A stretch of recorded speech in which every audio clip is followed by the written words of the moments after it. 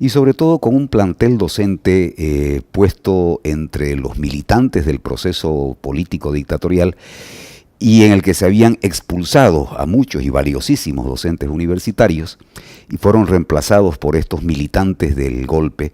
Y entonces en la Universidad René Moreno se produjo una serie de anomalías de naturaleza tanto administrativa como académica. Entre lo administrativo destaca en que habían muchos docentes que no eran profesionales y algunos ni siquiera bachilleres, y estaban puestos como docentes universitarios, provocando por supuesto un déficit cognitivo muy grande en los estudiantes, en los aspirantes a profesionales. Y en el área académica se violentó también la currícula de cada carrera, convirtiendo a las carreras en una opción estrictamente tecnocrática y descontextualizada de lo que es el ámbito concreto, Bolivia, Santa Cruz. Entonces fueron enlatados que nos introdujeron modelo principalmente norteamericano y en ciertos aspectos modelo académico brasilero. Se suplantó a la Asociación de las Universidades de Bolivia, que era el ente que regía a todas las universidades, todas estatales en la época, no habían universidades privadas salvo la Universidad Católica Boliviana.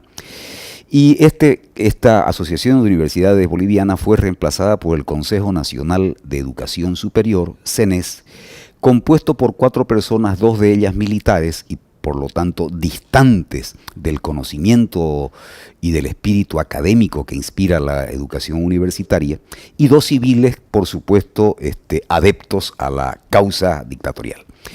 Entonces en las universidades se comenzó a producir un movimiento entre los estudiantes que, lo voy a decir en tercera persona en este caso, reclamaban una mejora en la universidad, y yo llegué justamente de mera casualidad a una asamblea estudiantil y fui a plantear mis demandas académicas, docentes que no asistían o que llegaban muy tarde.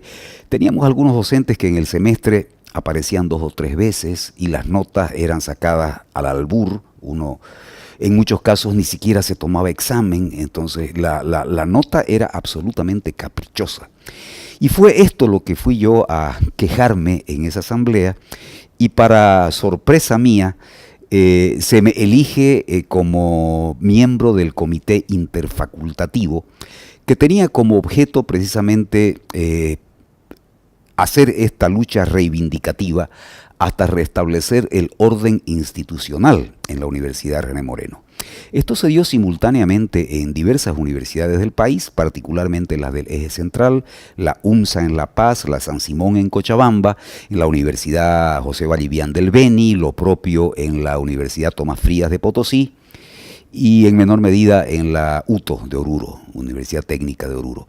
Entonces, fuimos hilvanando entre dirigentes o personas que habíamos, estudiantes que habíamos sido puestos más o menos improvisadamente, y nos dimos cuenta que este problema era un problema común. En otras universidades del país incluso los rectores eran militares, no en Santa Cruz, pero en otros departamentos, en la mayoría de ellos, los rectores eran generales o en algún caso incluso coroneles, que obviamente desconocían absolutamente el funcionamiento de una universidad, las currículas, los objetivos, las metas de las universidades.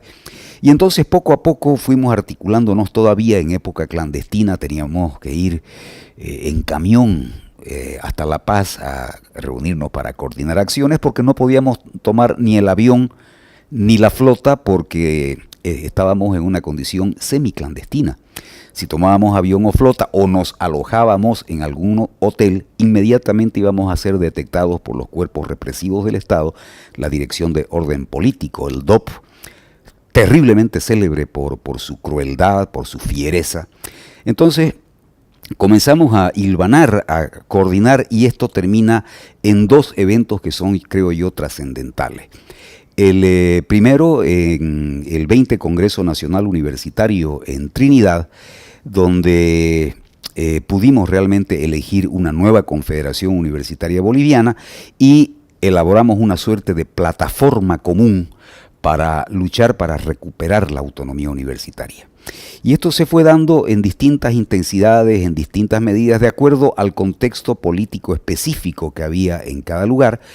Y en Santa Cruz fuimos la última universidad, lamentablemente, en recuperar nuestra autonomía, porque aquí obviamente se centraba toda la crudeza de la represión y se hizo, era además una universidad en ese momento relativamente pequeña, estábamos hablando de aproximadamente 6.000, 6.500 estudiantes frente a los de más de 100.000 que tiene hoy en día la René Moreno. Y entonces la lucha se hizo mucho más complicada, mucho más difícil, fue mucho más dura, que al final culminamos esa lucha en la elección de una nueva directiva de la Federación Universitaria Local, que me cupo el honor de presidir conjuntamente otros dos compañeros que lamentablemente se fueron en distinto momento alejando de la conducción estudiantil por la presión familiar que ellos recibían y por las amenazas. En fin, entonces al final quedé solo en la Secretaría Ejecutiva de la FUL, pero acompañado de un equipo de compañeros muy, muy valiosos, y con el trabajo conjunto que hicimos coordinado, pudimos finalmente ir enrumbando la institucionalidad universitaria. Logramos restablecer el Consejo Universitario, aunque al principio no se nos convocaba, desconociéndose nuestra condición de dirigentes, lo que motivó una huelga de hambre en la Federación de Fabriles en 1979, marzo, si no me engaña la memoria, de 1979, donde planteamos dos cosas fundamentalmente. La primera, nuestro reconocimiento como entidad legítimamente elegida. El resultado electoral fue abrumador, creo que estuvimos en el orden del 87% del electorado, y el resto lo ocupaba la fuerza conservadora en ese momento dirigida por Falange Socialista Boliviana, que eran, digamos, los oficialistas, ¿no?, a quienes nosotros estábamos tratando de desplazar, porque ellos no, el origen de ellos era el dedazo, la designación discrecional de las autoridades universitarias, del rector específicamente, y entonces a través de este proceso electoral pudimos tener una nueva federación universitaria local, partiendo del comité interfacultativo, luego elecciones y FUL. Y desde allí, ya después de la exitosa primera huelga de hambre, digo primera porque después vendrá otra de la que comentaremos también, logramos el reconocimiento de nuestra condición de dirigentes universitarios y en consecuencia nuestro curul en el Consejo Universitario. Desde el Consejo Universitario tratamos de continuar con nuestra plataforma de demanda de convocatoria de exámenes de competencia a los docentes, una revisión del plantel docente, retirando a aquellos que no cumplan las condiciones elementalmente básicas que se requieren para ejercer la docencia, como es, por ejemplo, tener un título profesional, no haber sido condenado a pena corporal, hacer además una auditoría externa que clarifique el uso de ingentes cantidades de recursos que no tenían respaldo alguno en su ejecución presupuestaria, y una serie de reivindicaciones. Allí no había ni un atisbo de horizonte revolucionario, era una lucha meramente reivindicativa. Queríamos que se restablezcan las condiciones básicas de institucionalidad universitaria. Pero esto fue interpretado desde el otro lado como una oda al comunismo, como un movimiento desestabilizador del Estado, y no tenía nada de eso, era meramente reivindicativa. Así se llamaba el frente que nos dio cobijo para las elecciones, era el Frente Universitario de Reivindicación Autonomista, el FURA, ¿no? Ahí no había ni por asomo o equivocación la palabra revolución, y sí nos incorporamos como movimiento estudiantil, porque percibimos que la naturaleza esencial, el problema raíz, tenía una naturaleza política. Entonces nos sumamos a la lucha de 4 valiosas mujeres mineras encabezadas por Domitila Chungara, que desde La Paz, a través de una huelga de hambre y la consiguiente movilización de mineros, de fabriles, universitarios, profesionales, artistas, trabajadores de la cultura, se sumaron a esta causa que tampoco era revolucionaria, era reivindicar la democracia. No estábamos planteando en aquel momento ni el socialismo ni nada de eso, pero la dictadura lo interpretaba como tal, porque para la dictadura hablar de la reivindicación de un derecho equivalía a ser oposición y a ser comunista, ¿no? Y en el caso de Santa Cruz, con el racismo y la xenofobia, pues se nos endilgaba el ser collas, el ser homosexuales, el ser de todo, de todo. O sea, se trataba, torpeza de ellos, de la descalificación personal antes que la descalificación de las ideas, lo cual en política es un grosero error, ¿no? Entonces, esa sumatoria, esa conjunción de acciones dio lugar a la recuperación de no solamente de la autonomía universitaria, que vendrá un poco después, sino también la recuperación, y fuimos ahí como movimiento estudiantil, combativos acompañantes del movimiento sindical, junto a la Federación de Constructores, a la Federación de Trabajadores Petroleros, a los trabajadores bancarios de la época. Nos dimos a la tarea de recuperar la Central Obrera Departamental, que también tenía dirigentes puestos a dedo por la dictadura, una lucha más difícil, más dura, pero estuvimos ahí acompañando, en ningún momento pretendiendo vanguardizar ni protagonizar ese proceso, pero éramos, desde el punto de vista combativo, una fuerza organizada, porque esta lucha que estamos resumiendo muy rápidamente, esa huelga de hambre que duró 14 días, fue en realidad el fruto de movilizaciones cotidianas en las que de los 6.000, 6.500 estudiantes salíamos cada noche a tomar gases lacrimógenos, unos 4.000 cada noche.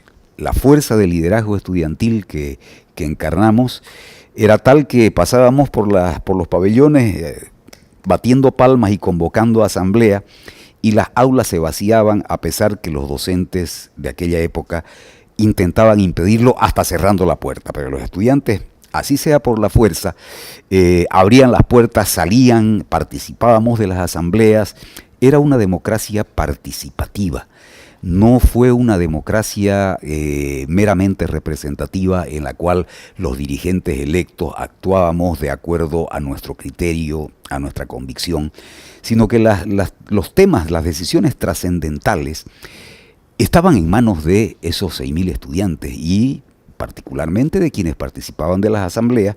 De ahí salían las consignas, de ahí salían los objetivos, las metas, incluyendo tácticas y estrategias. Por eso llevamos tanto palo, porque hasta nuestras tácticas las discutíamos en público, ¿verdad?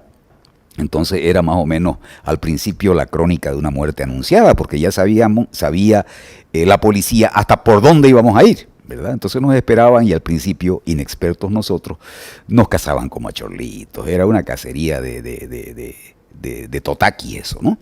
Entonces fuimos aprendiendo en la lucha, en el camino. Y después de muchos días de movilización, decidimos instalar esa huelga de hambre, continuando con las movilizaciones hasta que nos acabamos la dotación de gas de la policía que quedaba ahí en lo que hoy es la Manzana 1. Y logramos finalmente no solamente sentar las bases para la recuperación plena de la autonomía universitaria, sino sumarnos a este esfuerzo nacional por la recuperación de la democracia. Entonces, yo creo que eso fue lo esencial, lo sustantivo, hecho accesorio el que despertamos la conciencia cívica y política en la universidad. Hasta antes de eso, la conversación más interesante que había entre los estudiantes era el fútbol, si le iba bien en ese momento a Guavirá o a la Bélgica, equipo que ya no existe, ¿no? Pero esos eran los temas de interés, eso era lo que los estudiantes tenían en la cabeza. Y a partir de estas luchas, de esta experiencia de democracia participativa, entonces hubo un proceso de maduración política muy rápido, muy intenso, y con mucho sentimiento. Es decir, logramos, a lo mejor sin proponérnoslo, arraigar el sentimiento de autonomía en esa generación de estudiantes.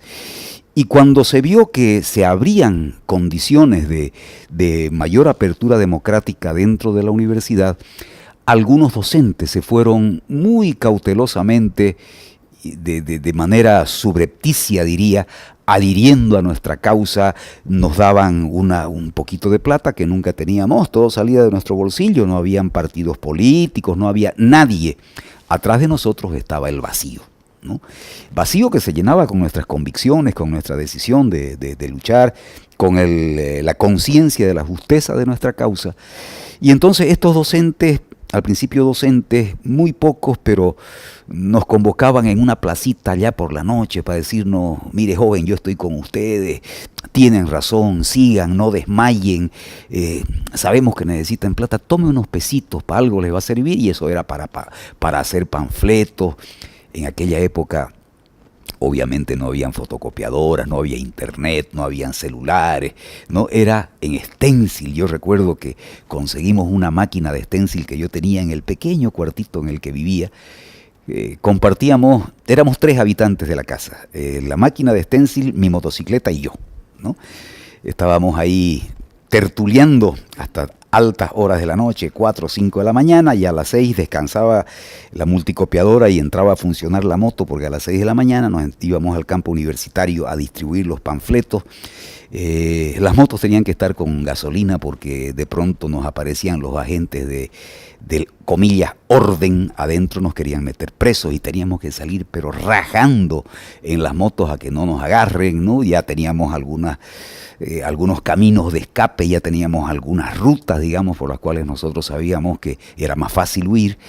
Y eso fue en esencia, digamos, la lucha por la reivindicación de la autonomía universitaria. Sí, y yo diría altamente positiva, ¿no?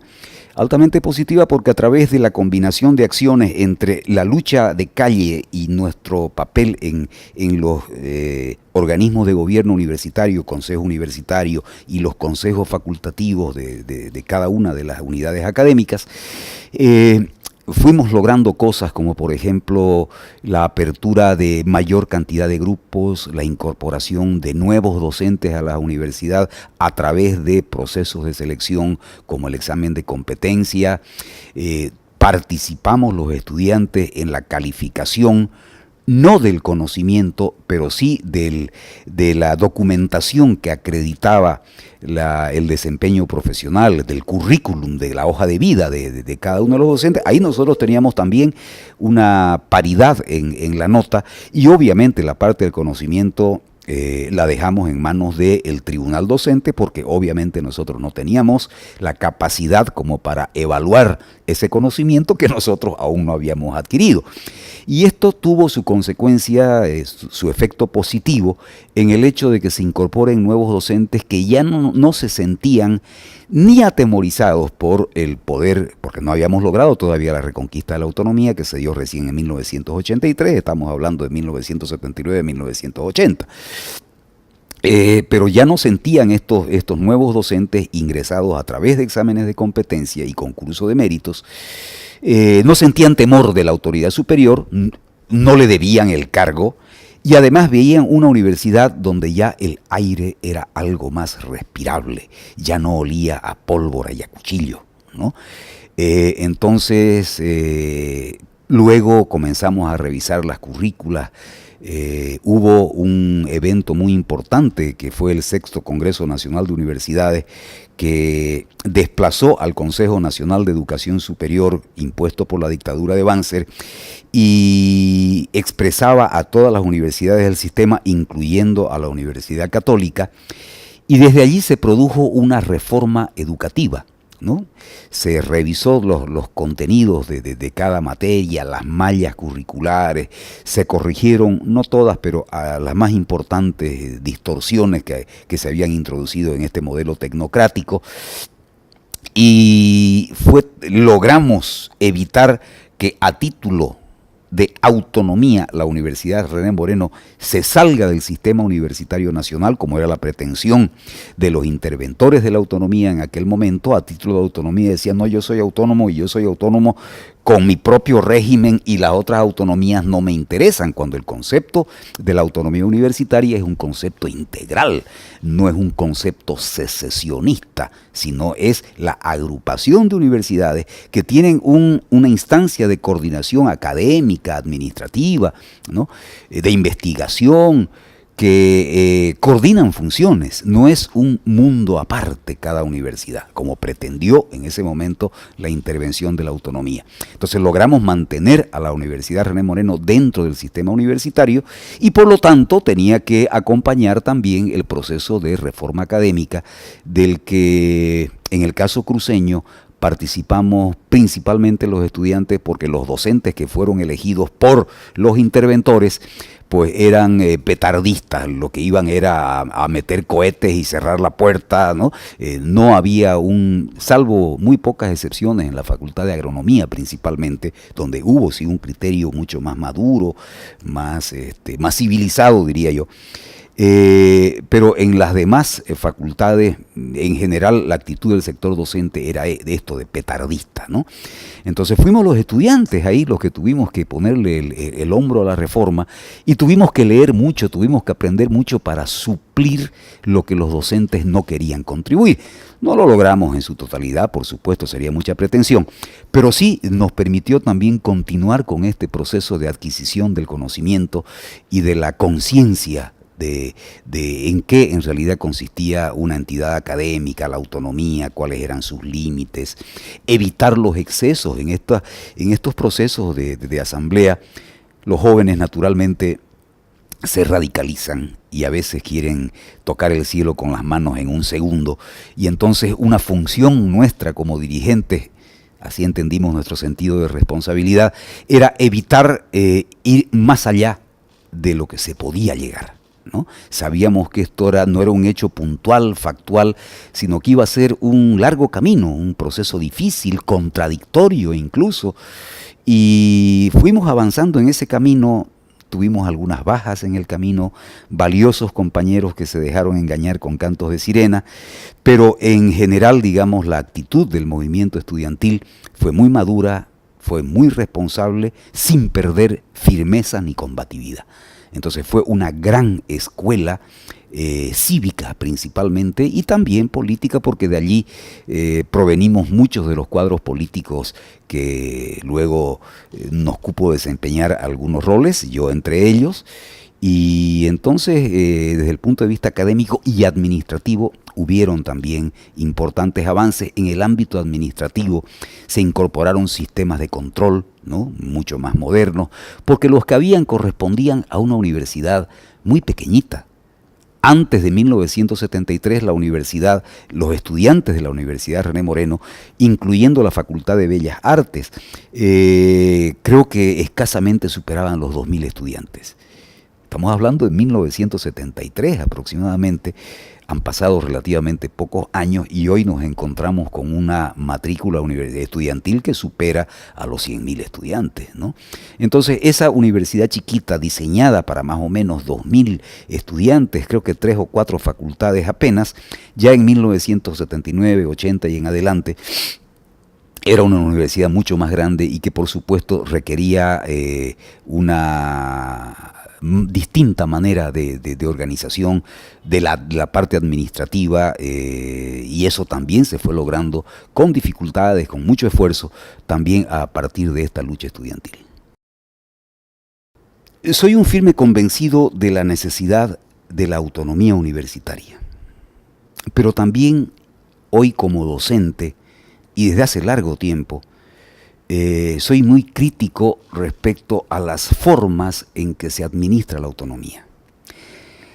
Voy a volver un poquito atrás, sucintamente decir que esa recuperación de la autonomía, ya en 1983, cuando se logró a plenitud, no surtió los resultados esperados. Lamentablemente se confundió paulatinamente la autonomía con una suerte de paraguas que permita el manejo discrecional de recursos. Muchas cosas, muchas de nuestras más importantes reivindicaciones en nuestra plataforma de demandas quedaron en el tintero o fueron desvirtuadas. En poco tiempo, no más de 5 o 7 años, la administración universitaria quebrantó lo más valioso, y digo yo sagrado, de esa lucha universitaria, que fue la conciencia estudiantil. Nosotros, cuando dirigentes, no recibíamos nada. Teníamos un pequeño cuartito de 3 metros por 5, eso era toda la full. Una máquina de escribir, una mesita, escritorio chiquita y unas 6, 8 sillas. Eso era todo lo que nosotros teníamos. Lo demás, lo que necesitábamos para funcionar, lo lográbamos de colectas en las asambleas. Los estudiantes ponían su monedita para que nosotros podamos funcionar. Y desgraciadamente, después de la recuperación de la autonomía, poco tiempo después relativamente, se prebendalizó al movimiento estudiantil. Se los hizo funcionales otra vez a las autoridades, aunque estas autoridades hayan sido elegidas democráticamente por el voto paritario docente estudiantil, aunque los órganos de gobierno formalmente seguían siendo también paritarios, mitad docentes, mitad estudiantes, pero en realidad, a través de un sistema perverso de becas trabajo, se prebendalizó al movimiento estudiantil y se lo dejó postrado de rodillas a la discrecionalidad de sus dirigentes y de las autoridades. Entonces, siendo yo un convencido de la necesidad de la autonomía universitaria, creo que hay que trabajar mucho en la parte de las formas de materialización de esta autonomía, en las formas de gobierno, en los órganos de gobierno. Hoy tenemos un consejo universitario, si mal no recuerdo, de 70 y pico, creo que 74 miembros. Ese consejo universitario se reúne para considerar generalmente largas agendas. Me pregunto yo si 74 personas pueden deliberar en tan corto tiempo, llegar a acuerdos y ejercer a plenitud las funciones que competen al consejo universitario. 74 miembros. Si cada uno tomara la palabra apenas por 2 minutos, tuviéramos casi 150 minutos, 2 horas, más de 2 horas, casi 3, para que cada uno tome la palabra solo por 2 minutos.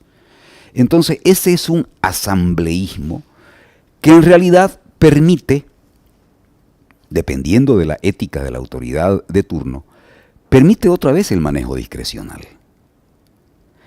Se ha burocratizado la universidad, el número de administrativos hoy en día es muy grande.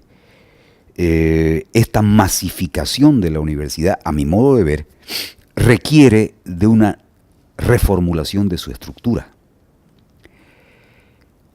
Pero eso debido a aspectos endógenos, a aspectos apenas internos. Pero hay algo que a mí me preocupa mucho más, y son los factores externos. El mundo que vivimos hoy es un mundo sustancialmente diferente al de aquella época. Han pasado pocos años, 40 años, pero son los 40 años en que el desarrollo y la evolución de las ciencias y la tecnología no tienen parangón con un tiempo similar anterior. Yo creo que la tecnología, la ciencia, ha avanzado en estos últimos 40 años más de lo que lo hizo a lo largo de los 3 o 4 últimos siglos. El mundo que vivimos hoy es un mundo en el que la inteligencia artificial amenaza a la inteligencia humana. Es un mundo en que el descontrol del crecimiento, del desarrollo de la tecnología, que no va acompañado al mismo ritmo con el desarrollo de otras ciencias, está colocando a la humanidad al borde de su abismo. Hace poco tiempo se ha descubierto que cuando se pone un sistema de computadoras interconectadas, ellas generan un lenguaje propio y se comunican entre ellas en un lenguaje distinto a aquel en el cual fueron programadas. Investigadores estiman que por ahí para el año 2050, pena no estar para verlo, se producirán cerebros artificiales.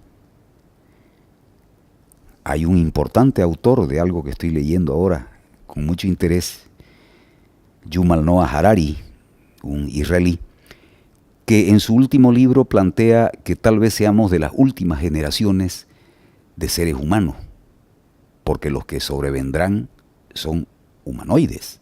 Es decir, la inteligencia artificial, reitero, está amenazando y amenaza con desplazar a la inteligencia humana.